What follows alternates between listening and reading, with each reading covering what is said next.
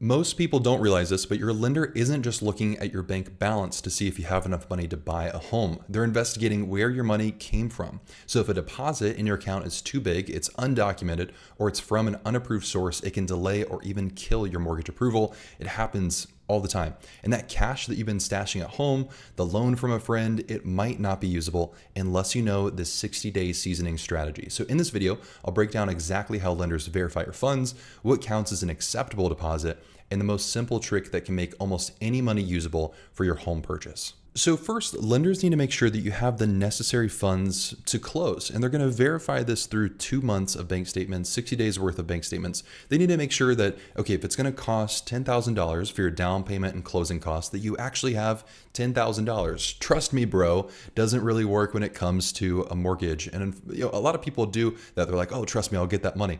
Lenders need to know that you actually have that money to be able to get you approved for a mortgage. Also, they need to make sure that the deposits are legitimate and they're not borrowed or laundered money. So they're doing kind of two things here.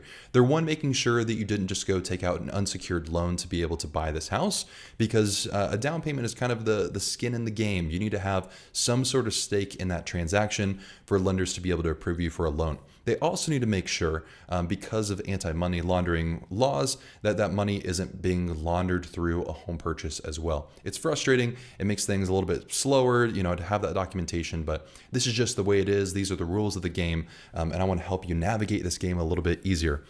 Also, they need to make sure that the source of funds is an acceptable source under loan guidelines. So I'll show you what's approved and what's not here in some upcoming slides. So what's important to know here as well is lenders don't scrutinize everyday spending habits. They only want to see these things like where large deposits come from. So really quick, if you're new here, my name is Kyle Seagraves. I'm a licensed loan officer. Our team at NFM Lending works in 49 states, so all states except for New York. And my goal is to help you get the best mortgage for your first home. So I want to simplify the mortgage process, make it easier to understand what you need to do when you're applying for a mortgage. And our team is going to match you with the best mortgage possible. That way you can buy your first home without the stress that most people go through when they're looking at buying their first house. So you can go to winthehouseyoulove.com to get pre-qualified with our team, and we'd love to help you get started. A loan officer that I work with once had a client who was frustrated that we were asking for bank statements. And so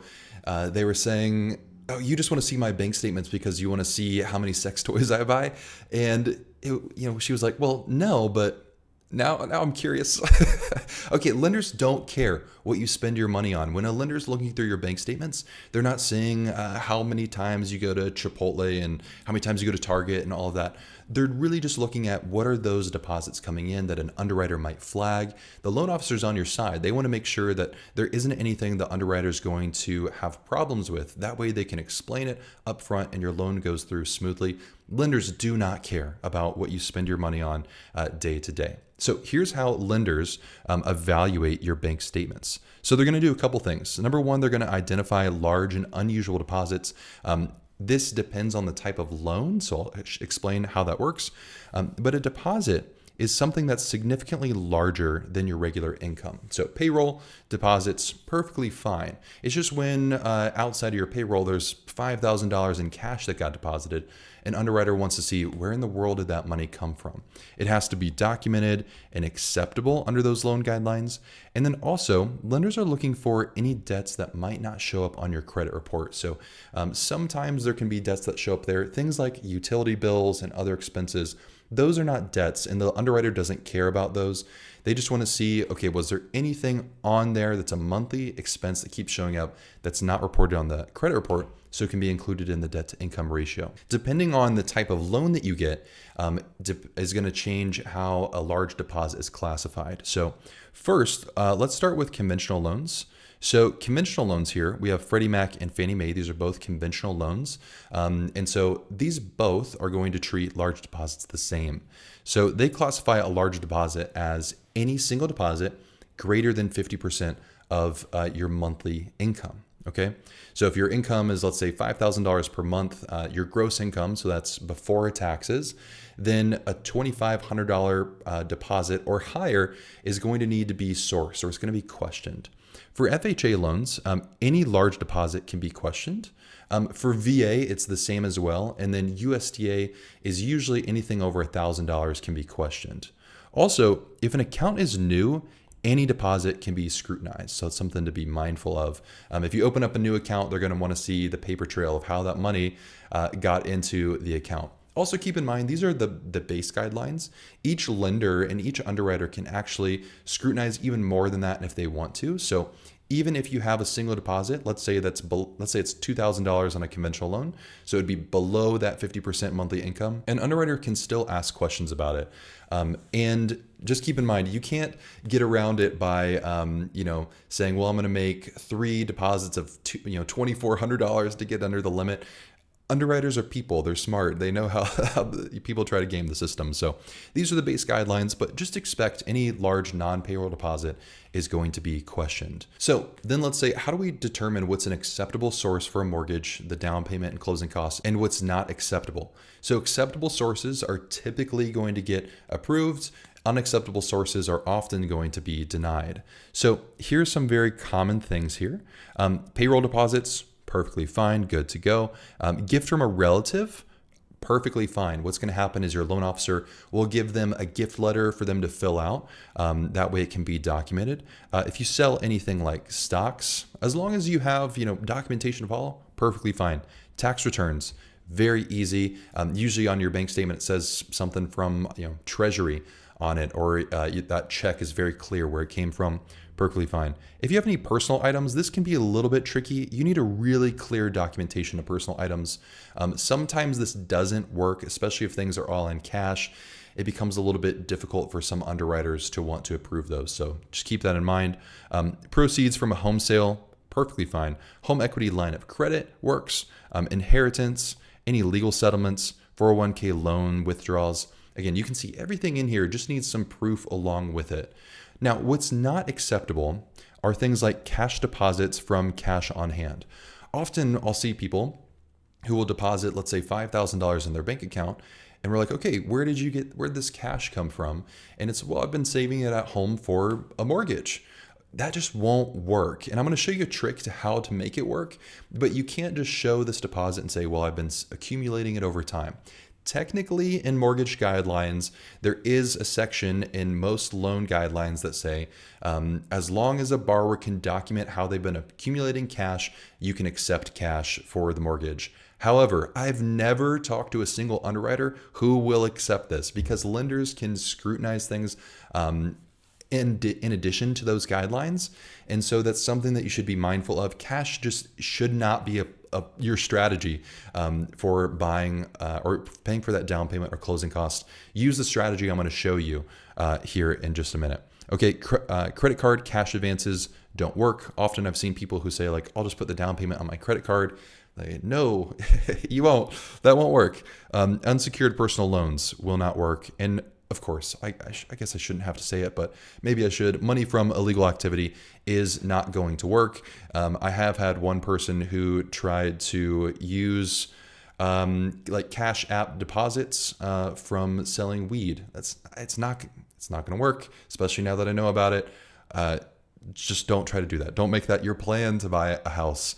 Okay, so here's the seasoning strategy. This is going to take 60 days. So let's say that you have money you need to deposit in your account. Let's say it's cash and you want to use it for a down payment on a home. You need to season that money, meaning it's in your account long enough that the underwriter doesn't have to see it. Okay, remember we talked about that 2-month bank statement requirement for a mortgage. So anything before that time isn't going to be checked by an underwriter.